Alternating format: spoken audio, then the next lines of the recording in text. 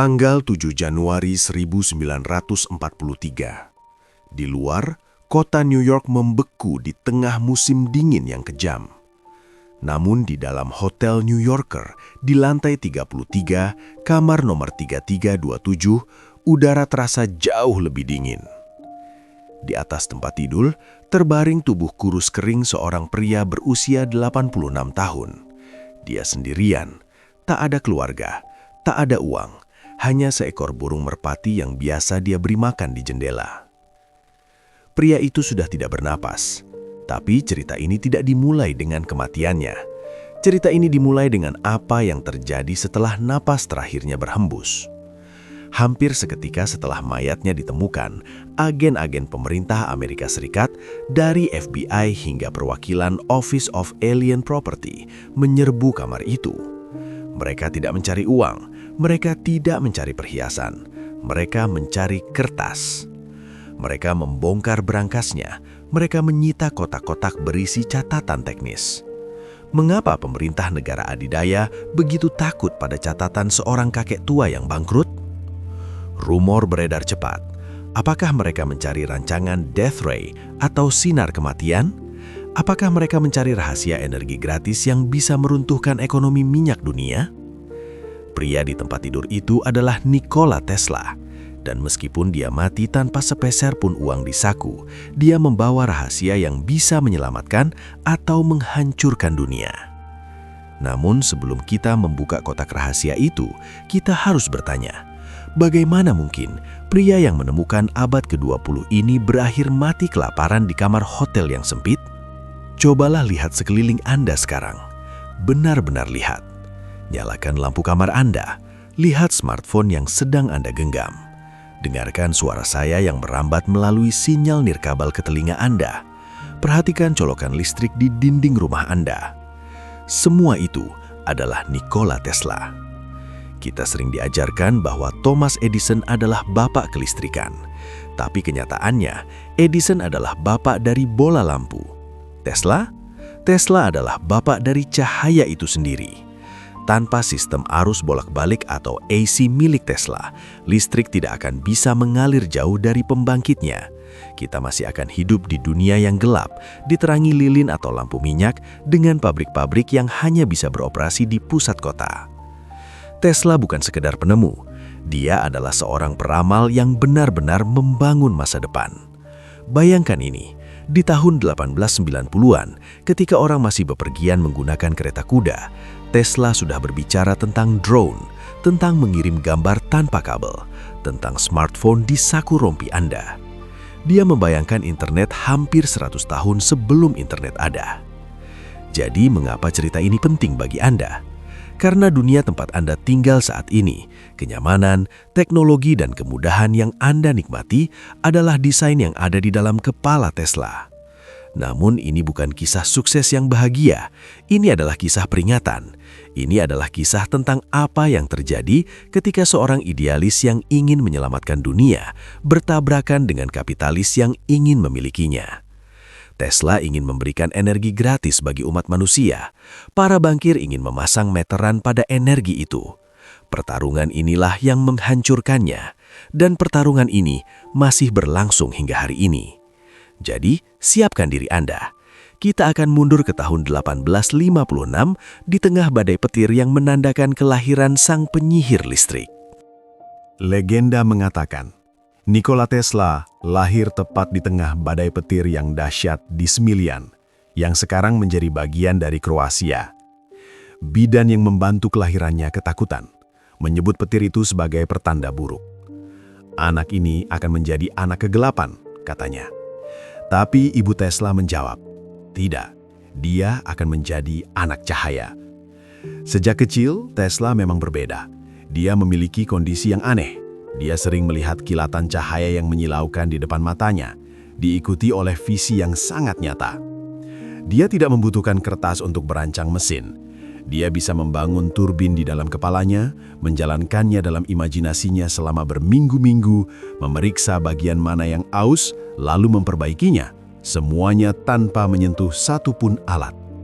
Ketika dia akhirnya membangun alat itu di dunia nyata, Ukurannya presisi hingga ke milimeter. Tapi momen kuncinya datang ketika dia masih remaja. Saat mengelus kucing peliharaannya, Macak, dia melihat percikan api kecil dari bulu kucing itu.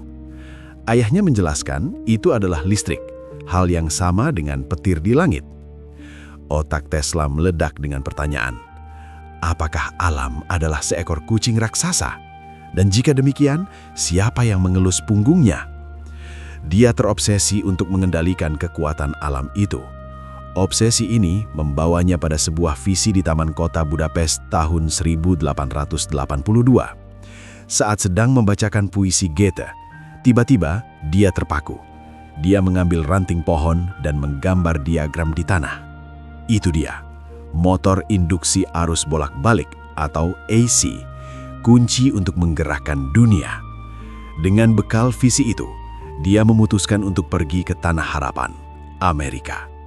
Dia tiba di New York hanya dengan 4 sen di sakunya, beberapa puisi, dan surat rekomendasi untuk orang paling terkenal di dunia saat itu, Thomas Alva Edison. Dia berpikir Edison akan menjadi mentornya. Dia salah besar. Dia justru sedang berjalan masuk ke kandang singa. Pertemuan Tesla dan Edison adalah benturan dua filosofi. Edison adalah pengusaha kasar yang percaya pada kerja keras dan trial and error. Tesla adalah aristokrat intelektual yang percaya pada perhitungan matematika murni. Edison menggunakan arus searah atau DC. Masalahnya, DC itu lemah.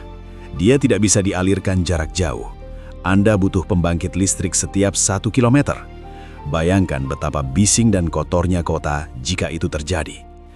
Tesla menawarkan solusi, arus bolak-balik atau AC. Tegangan tinggi bisa dikirim ratusan kilometer, lalu diturunkan tegangannya agar aman di rumah. Edison merasa terancam. Dia telah menginvestasikan jutaan dolar di infrastruktur DC. Jika Tesla benar, Edison bangkrut. Maka dimulailah perang arus atau the War of Currents. Edison bermain kotor, sangat kotor. Dia membayar anak-anak untuk menangkap anjing dan kucing liar, lalu menyetrum mereka di depan umum menggunakan arus AC milik Tesla untuk membuktikan bahwa AC itu berbahaya. Puncaknya, Edison bahkan diam-diam mendanai pembuatan kursi listrik pertama untuk eksekusi mati, asalkan menggunakan generator AC Tesla, supaya publik mengasosiasikan AC dengan kematian. Tesla tidak membalas dengan kekejaman, dia membalas dengan keajaiban. Pada pameran dunia Chicago 1893, Tesla berdiri di atas panggung mengenakan jas putih. Dia mengalirkan listrik tegangan tinggi melalui tubuhnya sendiri untuk menyalakan lampu di tangannya. Dia menjadi konduktor manusia, penonton terkesap. Dia tidak mati, dia bersinar. Malam itu, Tesla memenangkan perang. Dunia memilih AC. Westinghouse dan Tesla mendapatkan kontrak untuk menaklukkan air terjun Niagara. Listrik akhirnya bisa mengalir ke seluruh dunia. Tesla menjadi pahlawan. Dia kaya raya, terkenal dan dipuja. Tapi kemenangan ini membuatnya terlalu percaya diri. Dia mulai bermimpi tentang sesuatu yang jauh lebih gila daripada sekedar lampu. Dia ingin mengirimkan listrik tanpa kabel sama sekali. Dan ambisi inilah yang akan menjadi awal kejatuhannya. Tahun 1899, Tesla pindah ke Colorado Springs di dataran tinggi yang sepi. Dia membangun laboratorium kayu raksasa dengan menara yang menjulang ke langit. Tujuannya, mengirimkan daya listrik melalui bumi dan atmosfer agar siapapun di dunia bisa menancapkan antena ke tanah dan mendapatkan listrik gratis. Disinilah Tesla berubah dari seorang insinyur menjadi seorang penyihir. Warga sekitar sering melihat kupu-kupu bersinar biru terbang di sekitar lapnya. Percikan api keluar dari keran air di rumah-rumah penduduk. Kuda-kuda berlari ketakutan karena kuku mereka menghantarkan listrik dari tanah. Di dalam lab itu, Tesla menciptakan magnifying transmitter. Suatu malam, dia menyalakan mesinnya dengan kekuatan penuh. Kilatan petir buatan sepanjang 40 meter menyambar-nyambar. Suaranya terdengar hingga 25 km jauhnya. Dia berhasil menyalakan ratusan lampu yang diletakkan di tanah, puluhan meter dari laboratorium tanpa kabel satupun. Dia merasa telah memegang jantung alam semesta. Dia bahkan mengklaim menangkap sinyal radio aneh yang berulang. 1, 2, 3. Tesla yakin dia telah mendengar komunikasi dari Mars. Koran-koran mengejeknya. Tesla sudah gila, tulis mereka. Ilmuwan lain tertawa, tapi Tesla tidak peduli. Dia kembali ke New York dengan keyakinan penuh. Dia mendatangi JP Morgan, bankir terkaya di dunia. Dia meminta dana untuk membangun menara pemancar global di Wardenclyffe, Long Island. Dia menjanjikan sistem komunikasi global, radio, gambar, suara, saham, berita, seketika ke seluruh dunia. Morgan setuju dan memberikan $150.000, setara jutaan dolar hari ini. Pembangunan dimulai, menara Wardenclyffe berdiri megah. Tesla siap mengubah dunia sekali lagi. Tapi ada satu hal kecil yang Tesla sembunyikan dari JP Morgan. Tujuan utamanya bukanlah radio, tapi energi gratis. Dan ketika Morgan mengetahui hal itu, kiamat bagi Tesla pun mulai. 12 Desember 1901, Guglielmo Marconi berhasil mengirimkan sinyal huruf S melintasi Samudra Atlantik. Dunia bersorak, Marconi dipuja sebagai penemu radio. Tesla terpukul. Dia berkata, Marconi adalah orang baik, biarkan dia melanjutkannya.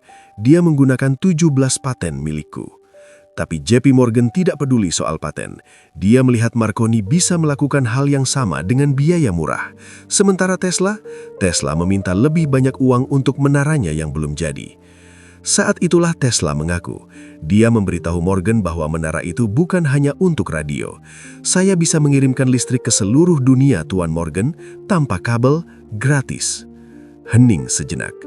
JP Morgan, sang kapitalis jati, bertanya dengan dingin, jika siapapun bisa mengambil energinya di mana saja, di mana saya memasang meterannya, bagaimana saya bisa menagih bayaran? Tesla terdiam. Dia tidak memikirkan keuntungan, dia memikirkan kemanusiaan. Morgan menarik semua pendanaannya. Dia juga memastikan tidak ada investor lain yang mau menyentuh Tesla. Proyek Wardenclyffe mangkrak. Puncaknya terjadi pada tahun 1917. Utang Tesla menumpuk. Menara Wardenclyffe, simbol impian terbesarnya, diledakkan dengan dinamit dan dijual sebagai rongsokan besi tua untuk membayar tagihan hotel. Hati Tesla hancur bersama menara itu. Dunia mulai melupakannya. Dia mulai menarik diri ke dalam bayang-bayang. Dia menjadi aneh. Dia obsesif mencuci tangan. Dia benci mutiara. Dia hanya mau makan makanan yang direbus. Dan di tengah kesepiannya, cinta sejatinya bukanlah seorang wanita, melainkan seekor burung merpati putih. Dia berkata bahwa selama merpati itu ada, hidupnya masih memiliki tujuan. Ketika merpati itu mati di tangannya, Tesla melihat sinar redup di mata burung itu, dan dia tahu pekerjaannya sudah selesai. Kembali ke kamar 3327. Nikola Tesla meninggal sebagai orang yang dianggap ilmuwan gila yang kalah. Tapi, lihatlah hari ini. Marconi kemudian terbukti melanggar paten Tesla, dan Mahkamah Agung Amerika Serikat mengembalikan gelar penemu radio kepada Tesla. Sayangnya, beberapa bulan setelah Tesla meninggal. Mobil listrik paling terkenal di dunia menyandang namanya. Sistem Wi-Fi yang kita gunakan bekerja berdasarkan prinsip yang dia impikan di Wardenclyffe. Arus AC yang dia perjuangkan mengalir di setiap kabel di planet ini. Tesla pernah berkata, "The present is theirs. The future, for which I really worked, is mine." Masa kini adalah milik mereka. Masa depan yang benar-benar aku kerjakan adalah milikku. Dia benar. Dia tidak hidup di zamannya. Dia adalah penjelajah waktu yang terdampar di era Victoria, mencoba mengajarkan manusia gua cara membuat laser. Dia mengorbankan kekayaan, cinta, dan kewarasannya agar kita bisa hidup dalam kenyamanan modern ini. Jadi malam ini, sebelum Anda tidur dan mematikan lampu di samping tempat tidur Anda, berhentilah sejenak. Dengar dengungan halus listrik itu. Itu bukan sekedar energi. Itu adalah detak jantung impian Nikola Tesla yang masih hidup. Dia tidak mati miskin. Dia mewariskan kekayaan yang tak terhingga bagi kita semua. Saya Dul, dan ini adalah Echoes of History.